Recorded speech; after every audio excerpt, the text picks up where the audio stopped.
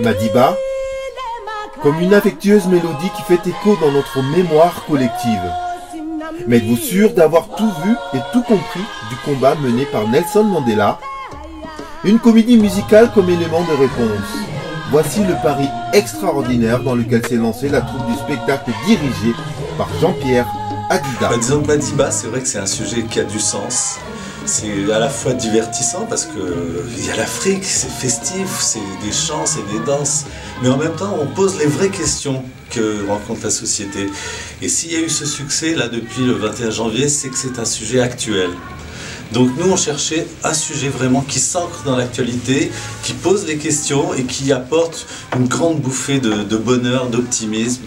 Et c'est vrai que vous avez dit le partage. Je crois que c'est vraiment la numéro un des qualités de ce spectacle, c'est qu'on le partage. Il y a des moments formidables où les gens sont en communion artistique. Petite histoire, c'est l'histoire de Will et Elena.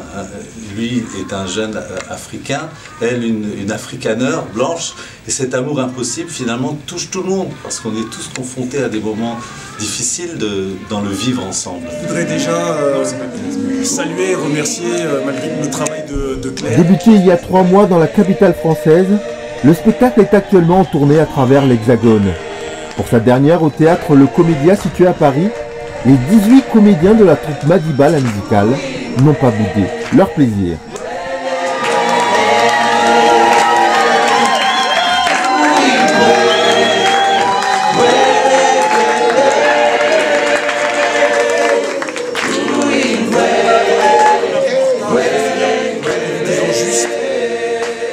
En s'inspirant d'une citation d'Amadou Mpateba, qui est aussi une citation de Peul, qui dit « Même sur un tas d'ordures, de l'or reste de l'or. Vous valez de l'or. Peu importe le tas d'ordures au sens comme au figuré, peu importe les difficultés, l'adversité, n'oubliez jamais que vous valez vraiment de l'or. J'ai vu des gens avec de l'or dans le cœur, de l'or dans le talent, de l'or dans les yeux, donc ne doutez pas. On a su ensemble fonder un enracinement commun, avancer ensemble, porter un spectacle. On a certains, et c'était aussi le cas pour ma part, peut-être eu des doutes au début, on ne savait pas où on allait, on n'avait pas une vision globale, on répétait des bouts de scène, des bouts de scène, des bouts de scène, c'était dur. Et au final, franchement, chaque fois que je monte et que je vois les gumboots et que je suis là-haut et que j'ai cette vue de la salle, du plateau, et je me dis franchement c'est magnifique, on vit vraiment quelque chose de fou. Alors ce soir, c'est vraiment pas la dernière. Il faut se dire que c'est la première d'un héritage, de quelque chose qu'on va léguer pour nos petits frères, pour nos petites sœurs, pour les prochains spectateurs. Je veux que ce soir, quand on joue, il faut que les murs tremblent d'émotion, de joie, de vie, qu'on laisse quelque chose où, peu importe le spectacle qui viendra après nous, ce devra être à la hauteur qu'on a laissé. Il faut que résonnent les mots Madiba. Il faut que ce qu'on joue aille au-delà du spectacle, au-delà de Madiba. Il faut que les gens ressortent changés et contents d'être venus un dimanche après-midi comme ça. On va passer une petite après-midi, mais non, en fait, ils sont sortis avec une vision du monde.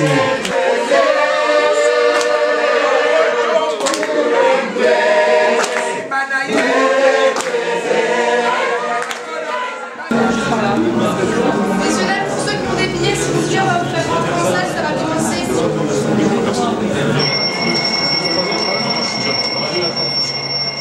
Bonjour, je m'appelle James Noah et j'ai le rôle de Nelson Mandela.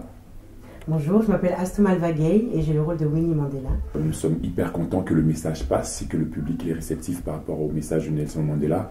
Et je pense que nous sommes dans une ère du temps où les gens ont besoin d'entendre ce message-là qui est très fort. Ce message qui unit, qui donne espoir, qui veut dire que tout est possible, quoi. Que malgré les différences qu'on peut avoir, que ce soit raciales, sexuelles, religieuses, que nous sommes juste une unité, nous sommes une nation arc-en-ciel. Donc, alors, la cohésion au sein du groupe, comment elle se concrétise ou comment elle se matérialise? Que ce soit technicien et artiste, il y a vraiment cette ambiance familiale qui est très importante. Et je pense que ça se ressent sur scène et c'est pour ça que le public, il ressent vraiment cet amour chaleureux qu'on a entre nous et voilà. Je pense aussi qu'au niveau du casting, ça a été, il y a beaucoup le côté humain qui a eu son importance en fait. Donc il y a vraiment une cohésion du groupe et que ce soit vraiment des belles personnes. Je pense que dans ce spectacle, il y a des belles personnes. C'est ça qui est important. Elle me réduit en poussière et je vole.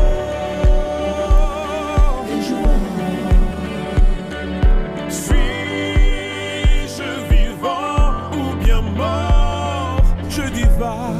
c'est Fallon, j'ai 27 ans, d'origine camerounaise, chanteuse, comédienne. Alors Sandy, exactement dans l'histoire, qu'est-ce qu'elle fait? Alors Sandy, elle fait un petit peu le pont entre le monde noir et blanc. Elle est noire, elle est d'une famille pauvre, elle habite à Soweto, et puis elle a la responsabilité de son petit frère, Will. Donc elle travaille chez des blancs en tant que nourrice, et puis son ami amoureux de longue date et militant anti-apartheid. Donc ce qui se passe, c'est qu'elle est en même temps proche des Blancs parce qu'elle garde une petite Elena dont elle est très très proche et qu'elle considère comme sa petite sœur ou même fille. Et en même temps, elle est dans une vraie thématique de racisme, de ségrégation, d'oppression. Donc elle se veut en même temps protectrice, en même temps combative, parce qu'elle est digne et elle veut qu'on la respecte pour ce qu'elle est fière de ce qu'elle est. C'est une personne à la fois sensible, à la fois forte, elle est toujours dans des opposés, Sandy, donc c'est un rôle qui est très très riche et qui m'a beaucoup appris, Justement, par rapport à ton rôle, comment tu as travaillé ce rôle? Est-ce que tu as fait, même si les histoires d'amour touchent tout le monde, il y a quand même quelque chose comme l'écrivain qui met une part de soi dans son écrit. Quand on joue, on met... Carrément, on va pas se mentir, on peut lire beaucoup de choses, on peut se documenter, on peut essayer de s'imprégner de la rage de l'époque, mais dans tous les cas, ce ne sont pas les émotions ne vont pas sortir des livres quand on est sur scène, il s'agit de nous. Et donc il faut aller puiser dans son histoire personnelle, puiser dans les différentes étapes de notre vie, de la vie même de nos parents, qui nous permettent de s'identifier directement au personnage et de pouvoir lui donner une personnalité le plus proche possible de quelque chose de réel. Vous allez vous lancer dans une nouvelle aventure. Comment tu appréhendes tout ça? Très sereinement en réalité. On a juste à prendre en compte que la configuration sera légèrement différente par rapport aux salles et par rapport au public. On va tenter de se l'approprier et on va faire les choses au mieux. Le sujet aussi autre qui est sous-jacent, c'est le racisme ambiant qui aujourd'hui pollue nos sociétés modernes. Est-ce que ça, tu penses que c'est un fléau pour l'humanité, pour l'homme? Évidemment, c'est un fléau. Le racisme et toutes ces choses-là sont des choses qui sont négatives, on le sait, et c'est ce qu'on crie sur Madiba.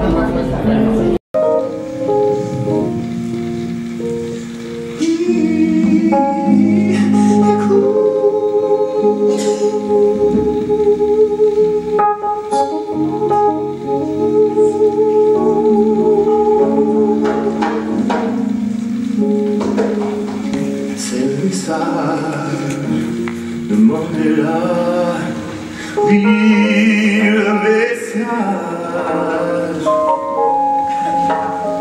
Le monde est là.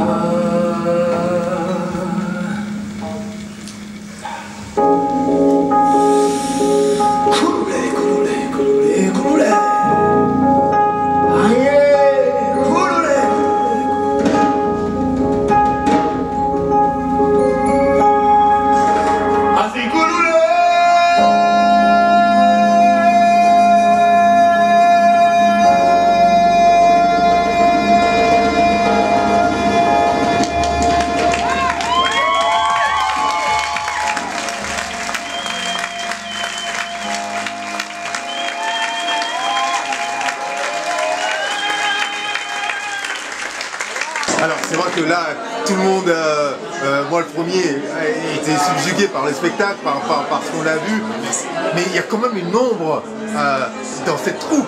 Il y a quand même des jours où on n'a pas envie de chanter, il y avait quand même des... Raconte-moi une petite anecdote où ce jour-là tu n'étais pas dedans et...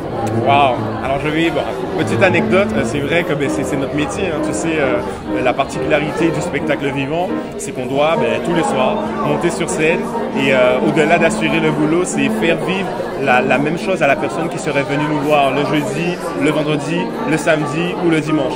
Le challenge il est vraiment là, c'est-à-dire que même si quelqu'un vient chaque jour, il faut que chaque jour il voit quelque chose de différent mais à la hauteur de ce qu'il espérait. Alors moi ce qui s'est passé c'est que je suis tombé très malade pendant le spectacle et je suis monté sur scène avec 41 de fièvre et il a fallu assurer le spectacle. J'ai dû modifier un peu ma partie du guérisseur d'âme l'adapter parce que vraiment les conditions physiques ne me le permettaient pas. Mais il y a eu toute la troupe avec moi, il y avait des encouragements derrière. Dès que je sortais de scène, c'était la petite chaise à côté dans les coulisses avec les médocs juste à côté. Et ce sont c'est excellent, ce sont de magnifiques souvenirs en tout cas pour moi. C'est dur sur le moment, mais voilà, c'était ça aussi, c'est donner au-delà de sa personne. Et je crois qu'il y avait vraiment une énergie qui m'a porté ce jour-là, pendant ces 2 jours-là d'ailleurs, parce que c'était 2 représentations. Et voilà pour la petite anecdote, donc les gens peut-être n'en savent rien, mais nous derrière on savait que on était très très très malades, mais il fallait assurer le spectacle. Alors, vous voyez bien que je ne suis pas un sorcier. Je suis un guérisseur d'âme. Et je vais vous guérir ce soir. Est-ce qu'on peut faire quelque chose tous ensemble? Oui. Est-ce qu'on peut faire quelque chose tous ensemble? Oui. Ah, c'est la magie de la nation arc-en-ciel. Alors tous ensemble, on va dire Kouloulé. Et celui qui tient plus longtemps que moi, il est guéri. Il est guéri. Vous êtes prêts? Oui. Vous êtes prêts là-haut? On y va. Assis. Kouloulé.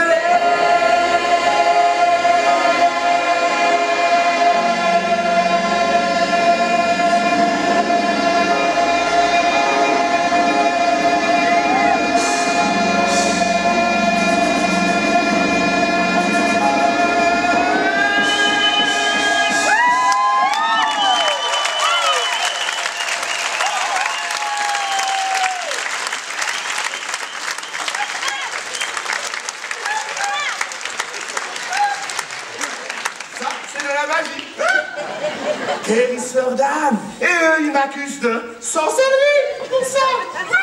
Ils m'accusent de sorcellerie.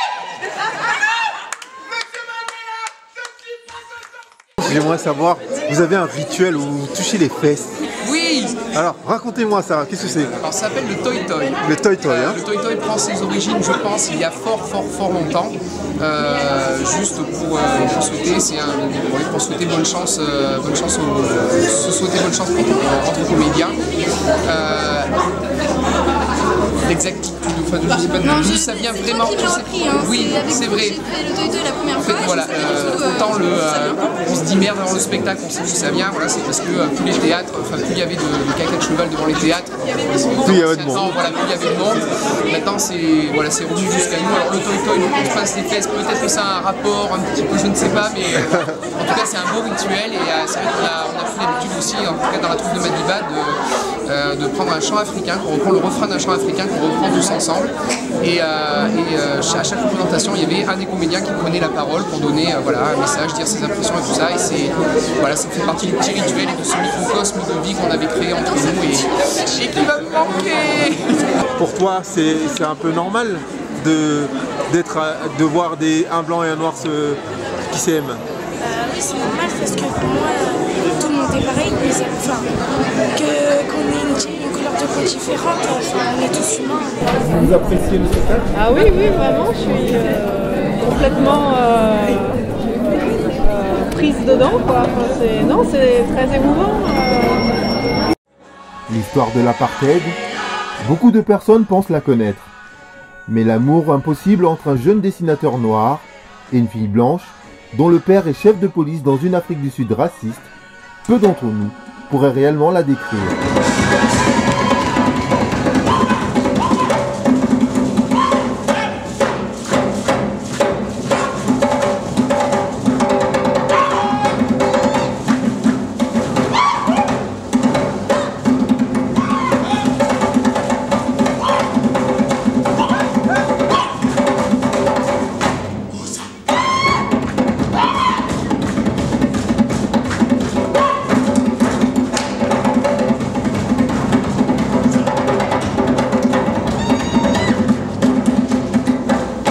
Comment le petit garçon d'Abidjan Comment le petit garçon d'Abidjan se sent? Franchement, le petit garçon d'Abidjan... Quand il voit le parcours, il se dit quoi? Mais c'est à ça que je pense. Je me dis, si on me disait que tu allais faire un projet comme ça, si nous sommes demandés là, dis non, arrêtez vos bêtises. Non mais le petit garçon d'Abidjan, il a pris une claque énorme et c'est une très belle rencontre, une très belle richesse. Je pense que ça, je ne pourrais jamais oublier ça. Toute ma vie, mes enfants, je vais en parler. Les petits enfants, je vais en parler.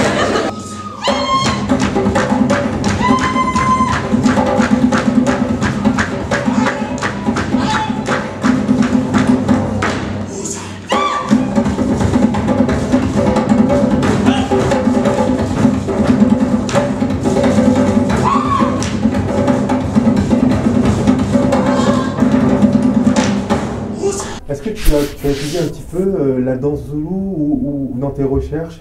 Alors oui, on a étudié la danse zoulou avec les gumboots et avec les bâtons, comme vous pouvez le voir à la première partie, et ensuite à la deuxième partie après l'entracte, avec Sam Tchabalala. Et ma foi, c'était rythmé et ça nous a parlé tout de suite justement, puisque tout ce qui est rythme, tout ce qui est sonorité africaine nous parle forcément. Donc du coup, c'est vrai que c'était vraiment un plaisir de baigner dans toutes ces sonorités africaines.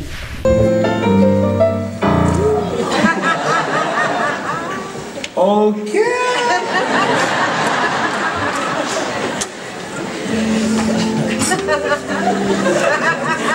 J'ai une idée.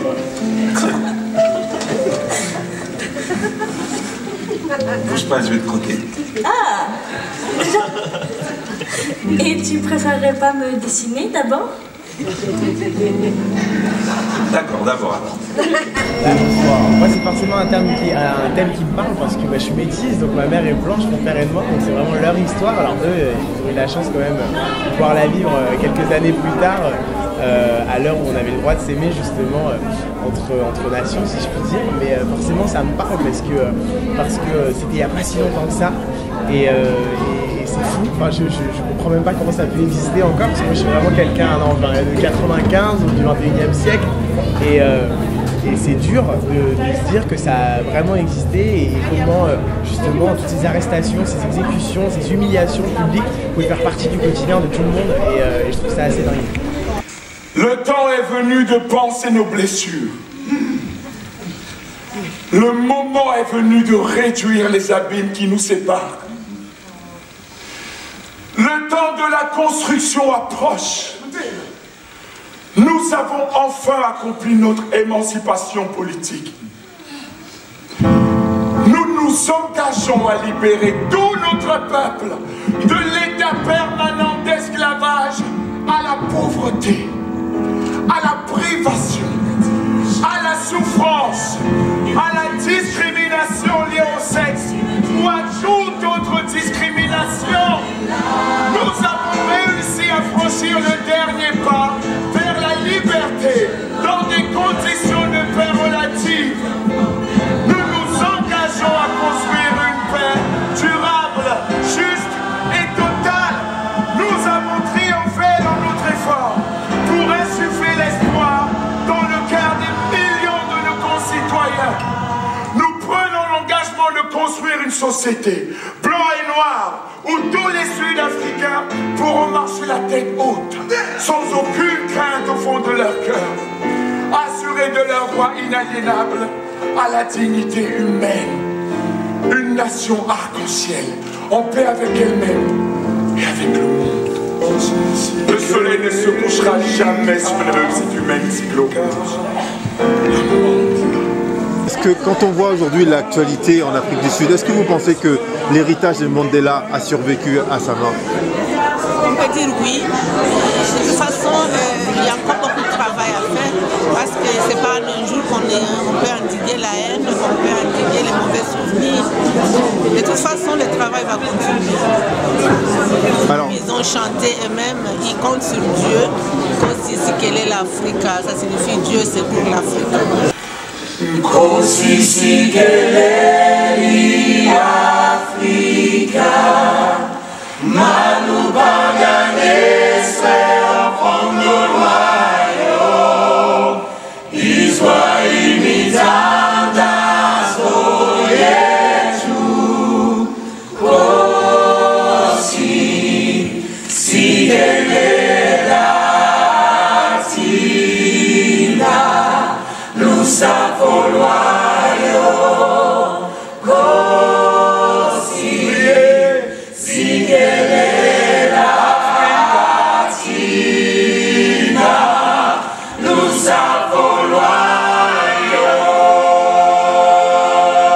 Costumière spécialisée dans tout ce qui est Afrique, c'est travailler avec le tissu, le pagne, c'est quoi exactement?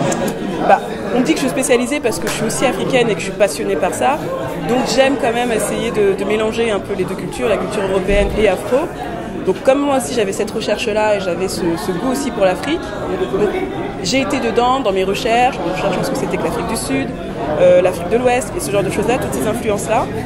C'est ça, être spécialisé. Donc j'essaye un peu dans tous mes costumes de mettre une petite touche afro. Est-ce que vous attendiez, quand vous avez commencé ce projet, l'écriture et tout ça, que cette aventure vous emmène tant d'émotions? Je pense que non, on ne s'attend jamais à ce qui va arriver. C'est surtout quand c'est une telle expérience. Après, moi je l'espérais pour plusieurs raisons. La première et la plus importante, c'est qu'on porte un message d'humanité et d'amour et de partage et de tolérance. Et j'espérais qu'on est dans la salle autant de personnes qui nous suivent sur ces valeurs-là. Et j'ai été comblée et extrêmement rassurée sur ce que c'est que notre société, que notre nation arc-en-ciel. Voilà, je pense que ça a été un grand moment et un grand soulagement. Malgré toutes nos différences, tout ceci n'a eu aucune importance parce que nous avons été ensemble.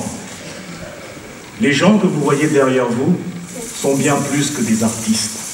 Pendant près de 50 dates, chaque soir, parfois à 42 fièvres, parfois le dos en vrac, ils ont laissé un bout de leur âme, logé, lové, au fond d'un message sincère. Alors quand vous ressortirez d'ici, rattrapé par l'actualité, tout ce qui tente de nous séparer, rappelez-vous que vous n'avez pas vu un spectacle, vous avez vu bien plus. Vous avez vu la vie comme elle peut être, où chacun a sa place. La nation arc-en-ciel, c'est nous et personne d'autre. Ce n'est pas un rêve, ce n'est pas une utopie. C'est un acte de partage, dans chaque instant, dans chaque moment. Mesdames et messieurs, petits bambins à la bouille souriante, nous sommes cette nation arc-en-ciel. Et c'est pour ce monde que nous allons nous battre aujourd'hui.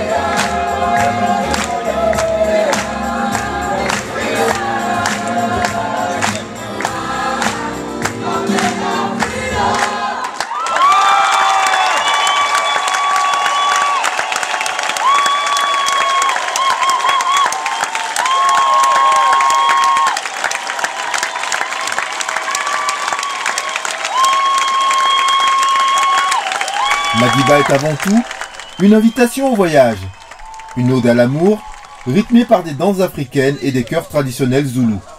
Une symphonie universelle dont nous sommes tous les acteurs.